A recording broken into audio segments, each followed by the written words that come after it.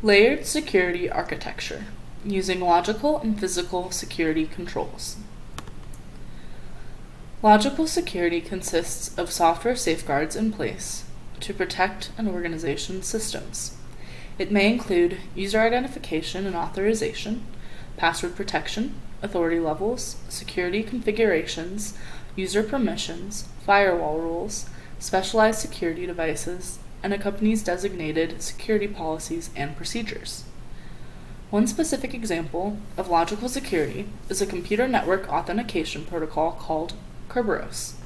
Kerberos uses secret key cryptography to provide authentication for client-server applications. Physical security can be defined as security measures designed to deny unauthorized access to facilities, equipment, and resources.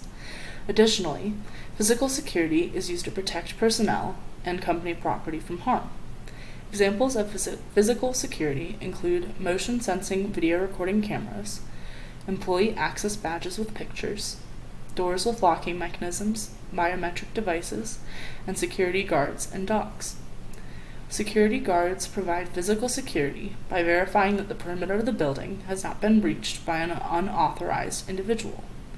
Often, security guards and dogs will have night shifts to ensure that a company's workplace is secure after hours. A layered security architecture is one that combines several security controls to protect an organization's resources and data. In other words, a layered security approach is one that utilizes different kinds of security controls to guard assets at different levels. This is necessary because one security measure or even several similar measures can easily be breached. A layered approach uses different controls, therefore making it much harder to crack the security environment. One way this can be achieved is by using both logical and physical security controls to create a cohesive security environment in an organization. One example of how physical and logical security measures can work together is a motion detecting camera system that alerts designated employees and local police enforcement when someone breaks into a company's building. The physical camera catches movement and starts recording, and is programmed to set off an alarm in the building as well as alert local police to come catch the criminal. Another example of logical and physical controls working together is that of using photo IDs for access to the company's building and restricted areas. A company may have a policy that employees must have ID badges on them at all times. That way everyone can easily be verified as current employees of the company that are allowed to be in the office. The logical piece of this control is used to authorize employees into certain offices and other areas in the building. To take these logical physical hybrid security controls one step further, to increase security is to provide further logical benefits for using the physical controls. For instance, an ID badge can also be used so that the employee must be present at the company's facilities in order to gain access to secure systems.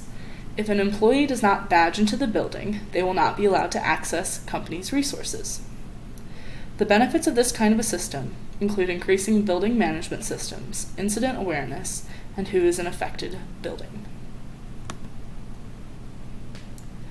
Both physical and logical security groups are required to maintain various roles and rule-based access.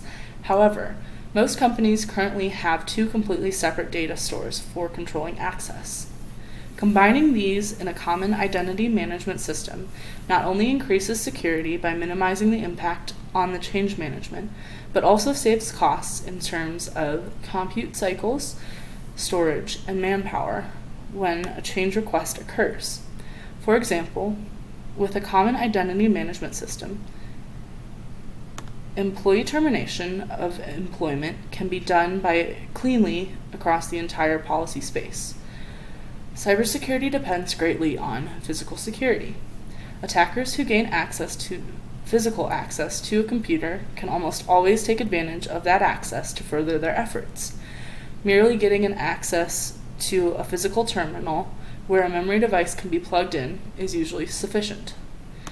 Any device present that is connected to the network must be protected in order to ensure that it cannot be turned into a tool used in an attack.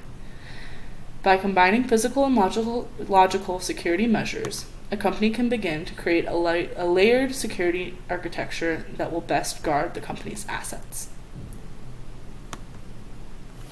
Thank you for listening to my presentation. My name is Mandy Papasek, and you can contact me at the following email if you have any more questions. Thank you.